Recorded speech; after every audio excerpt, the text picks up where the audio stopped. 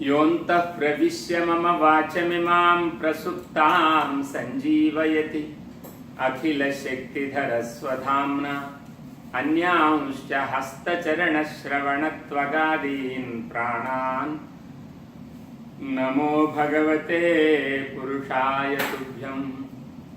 या सत्संस्कृतिसम्प्रदाय जननी या सर्वविद्याप्रसूः या देशस्य जनस्य सर्ववचसाञ्च ऐक्यप्रदानोद्यता या वेदोपनिषत् पुराणचय सत्काव्यश्रिया राजते सा भाषाद्युसदां सदा विजयताम् आचन्द्रतारारुणम्।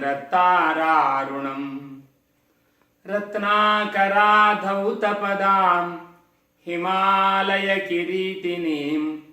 ब्रह्मराजर्षिरत्नाढ्यां वन्दे भारतमातरम् वन्दे भारतमातरम्।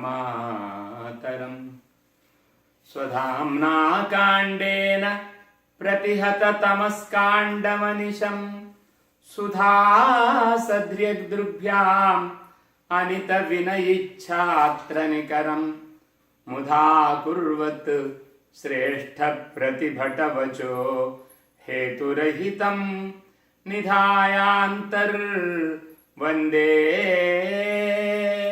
हयवदनरूपम् हृदि गुरोः।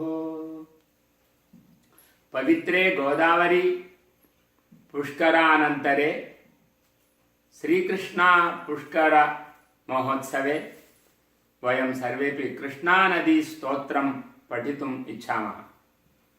पवित्रమైన గోదావరి పుష్కరాల తర్వాత కృష్ణా మహానది తల్లి యొక్క పుష్కర ఆరంభ సమయంలో కృష్ణానది మాత స్తోత్రాన్ని మనమంతా కూడా చదువుకుందాం। భారతదేశः सर्वोऽपि हिन्दुदेशः इति उच्यते। हिन्दुदेशः इत्युक्ते मतपरः देशः न। हिन्दु इति शब्दः भूमेः एव वाचकः। एषः देशः सर्वोऽपि हिन्दुदेशः। हिमालयं समारभ्य यावत् इन्दुसरोवरं तं देशं भारतं प्रोक्तं भारतीयेन तत्प्रजाः। भारतीयेन तत्प्रजा అని ఒక స్తోత్రం ఉంది। హిమాలయము నుంచి ఆరంభం చేయబడి ఇందు సరోవరం దాకా చంద్రుడు త్రవ్వించిన ఇందు సరోవరం లేదా బిందు సరోవరం అని కూడా అంటారు, అది కేరళలో ఉంటుంది। హిమాలయం నుంచి ప్రారంభించి ఇందు సరోవరం దాకా లేదా బిందు సరోవరం దాకా ఉండేటువంటి దేశం విశాలమైనటువంటి దేశం। దాన్ని భారతదేశం అని అంటారు, హిందూ దేశం అని అంటారు। భారతులు ఇక్కడి ప్రజలు। భా అంటే జ్ఞానమునందు ఆసక్తి కలిగినటువంటి వారు। భా అంటే ధర్మము, ధర్మమునందు ఆసక్తి కలిగిన వారు। అస్మాకం ధర్మరక్షణార్థం अस्माकं ज्ञानरक्षणार्थं नदी देवताः एव मुख्य कारणभूताः। మన ధర్మ జ్ఞానాలను రక్షించడానికి నదులు ముఖ్యమైన కారణాలు। అస్మిన్ దేశే బహవః నద్యः సంతి నదీనాం సింధుః इति नाम अस्ति। समुद्रस्यापि नाम सिन्धुः इत्यस्ति। अस्माकं देशस्य परितः त्रयः समुद्राः सन्ति। त्रिभिः समुद्रैः व्याप्तः देशः सिन्धुदेशः हिन्दुदेशः। अनेकाभिः नदीभिः सिन्धुभिः व्याप्तः देशः सिन्धुदेशः हिन्दुदेशः। सिन्धु नामक नद्या पवित्रितः अयं देशः सिन्धुदेशः हिन्दुदेशः। 3 రకాలుగా మన దేశాన్ని హిందూ దేశం అని పిలవచ్చు. 3 సముద్రాల చేత వ్యాప్తమైనది ఈ దేశం, కాబట్టి ఇది హిందూ దేశం. సింధు శబ్దానికే మార్పుతో, అక్షరము యొక్క మార్పుతో, సకారమును కొంతమంది హకారముగా ఉచ్చరించడం చేత హిందూ అని చెప్పడం జరిగింది. ఇది మతపరమైనటువంటి దేశం కాదు. ఇది దేశానికి పేరే సింధు దేశం. సింధు అంటే సంకుచితంగా కొంత భాగం ఉంది. ఆ సింధు దేశము, పంజాబు, సింధు, గుజరాత్ ఇలాంటి దేశములన్నీ కూడా మన దేశంలో ఉండేవి, ఉన్నాయి కూడా. అలాంటి సింధువులు కలిగిన దేశం, సప్త సింధువులు కలిగిన దేశం. అదే కాకుండా సింధువుల చేత పవిత్రత్వముని పొందినటువంటి దేశం. అలాంటి దేశం మనది హిందూ దేశం. సకారమును హకారముగా ఉచ్చరించడం కారణంగా హిందూ అని అంటున్నాం తప్ప ఇది మతానికి సంబంధించినది కాదు. నదులను గౌరవించేటువంటి దేశం. ఈ సంస్కృతి ఈ దేశంలో ఉండే వాళ్లకు అన్ని మూలల్లో కూడా ఉంటుంది. అతయేవ వయం సర్వేపి భారతీయాః నదీనాం పవిత్రతాం చింతయామః. సింధుః ఇతి ఏకः ప్రవాహः अस्ति విశేషేణ. ఏకా నదీ మాతా अस्ति సింధు నది इति. తత్కారణతః अपि अस्माकं देशस्य सिन्धु इति देशः हिंदू इत्यपि देशः. सनातन संप्रदाये सिन्धूनां सप्तसिन्धूनां पुराणे अपि प्रसिद्धिरस्ति. సనాతనమైన సంప్రదాయములో పురాణములలో కూడా సింధు శబ్దం యొక్క ప్రయోగం ఉంది. సప్త సింధువులు ఉన్నాయి. అసిక్నియా, మరుద్వృధే, వితస్తయార్జీకీయే, శృణుష్య, సుషోమయ అనే మొదలైనటువంటి మంత్రములతో నదుల యొక్క పావిత్ర్యాన్ని తెలియజేస్తుంది ఈ లోకం. ఇమమ్మే గంగే యమునే సరస్వతి శుతుద్రి అనే పేర్లతో, అనే మంత్రాలతో కూడా ప్రారంభమైన మన సంస్కృతి, నదులను గౌరవించే సంస్కృతి, ప్రతిరోజు స్నానం చేసే సంస్కృతి. నదీ తీరాలలో తప్ప వేరొక చోట స్నానము చేసే పద్ధతి మనకు లేదు. ఇంటిలో ఎవరు స్నానం చేయకూడదు అనేదే మన సంప్రదాయం. మళ్ళీ ఆ సంప్రదాయాన్ని రక్షించుకోవడం కోసమే ఇలాంటి పుష్కర మహోత్సవాలు వస్తాయి. అస్మాకం దేశే నదీనాం అత్యంతం ప్రాధాన్యం దీయతే.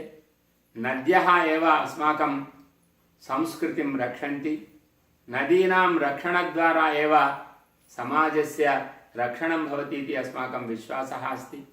అతః వయం సర్వేపి నదీనాం రక్షణద్వారా, నదీనాం జలపానద్వారా, నదీనాం జలేన పితృదేవ ఋషి తర్పణ ద్వారా వయం ఆనందం అనుభవామః.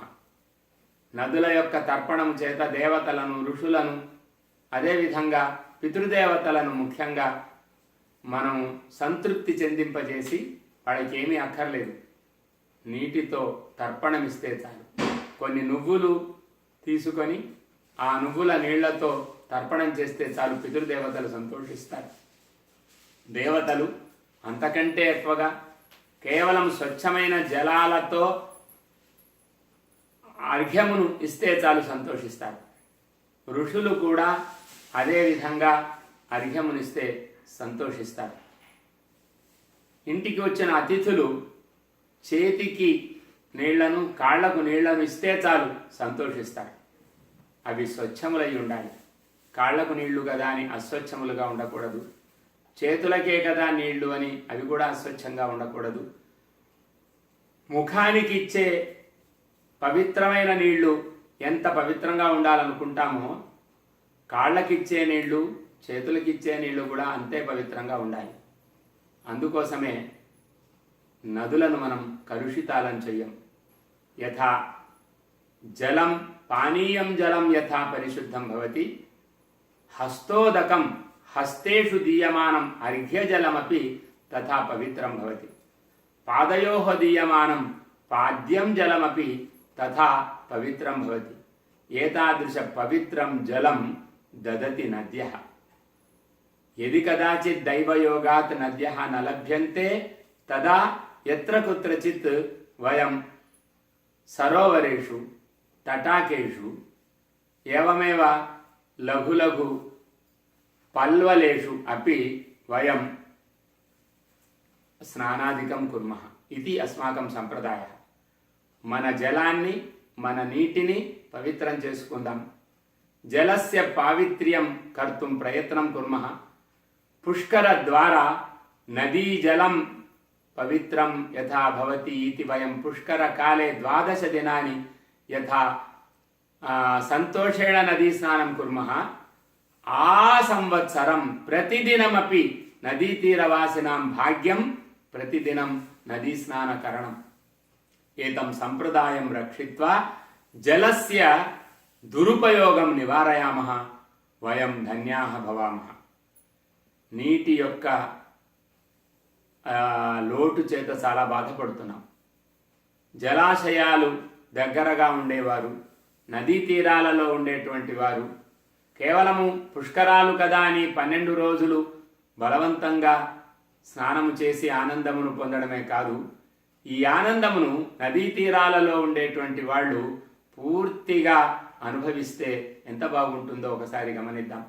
అతః ప్రయత్నం కృత్వా వయం నదీ స్నానం కర్తుం విశేషేణ నదీ తీరవాసినః. మహానగరాణి సర్వాణి అపి నదీ తీరేష్వేవ సంతి పూర్వం ఆసన్ అపి. పూర్వం ఉండేవి ఇప్పుడు కూడా ఉంటున్నాయి నదీ తీరాలలోనే గొప్ప గొప్ప నగరాలు.